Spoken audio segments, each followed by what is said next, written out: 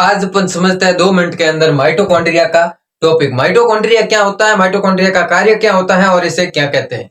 Mitochondria को क्या कहते हैं, कोशिका का शक्ति गृह कहते हैं या क्या कहते हैं, पावर हाउस। इसको साधारण भाषा में समझते हैं। अपन के घरों में क्या आती है, बिजली आती है और बिजली की वजह से अपन के क्या करते हैं, इलेक्ट्रॉनिक या विद्युत के उपकरण क्या होते हैं, संचालित होते हैं। तो विद्युत आती है, क्या आती है अपने घरों में, बिजली।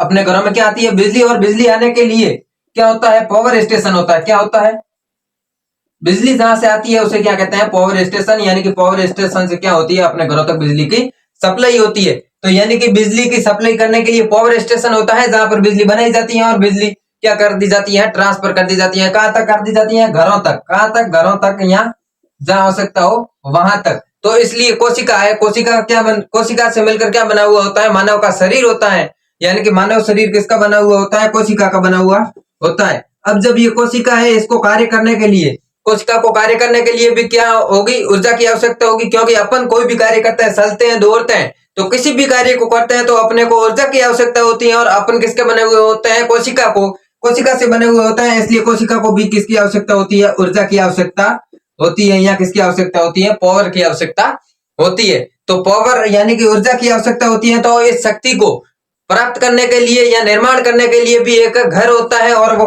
मानव शरीर के अंदर या कोशिका के अंदर जो शक्ति का निर्माण करता है उसे क्या कहते हैं, शक्ति गृह कहते हैं या पावर हाउस कहते हैं, जिसका कार्य है शक्ति का निर्माण करना। और वो कार्य कौन करता है, माइटोकॉन्ड्रिया। यानी कि शरीर के अंदर कोशिका होती है और कोशिका को क्या होती है, ऊर्जा की आवश्यकता होती है। और ऊर्जा की आवश्यकता को पूरी करने के लिए कौन कार्य करता है, माइटोकॉन्ड्रिया करता है। इसलिए इसे क्या कहते हैं, शक्ति गृह या क्या कहते हैं, पावर हाउस।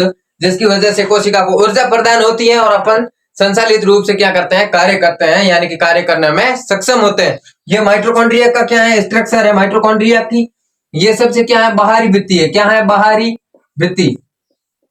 यह माइटोकॉन्ड्रिया की बाहरी भित्ति है। और ये माइटोकॉन्ड्रिया की आंतरिक भित्ति है। क्या है, आंतरिक भित्ति। और ये माइटोकॉन्ड्रिया के अंदर ये संरचना जो दिखाई दे रही है, ये क्या है, अंतर्वलन या क्या है, क्रिस्टरी है। क्या है, अंतर्वलन या क्रिस्टरी है। ये तीनों मिलकर क्या करता है, एक संपूर्ण माइटोकॉन्ड्रिया का निर्माण करता है। और यह माइटोकॉन्ड्रिया है, शक्ति गृह कहलाता है। और शक्ति गृह कहलाने के लिए ये कोशिका क्या करता है, ऊर्जा या शक्ति प्रदान करता है।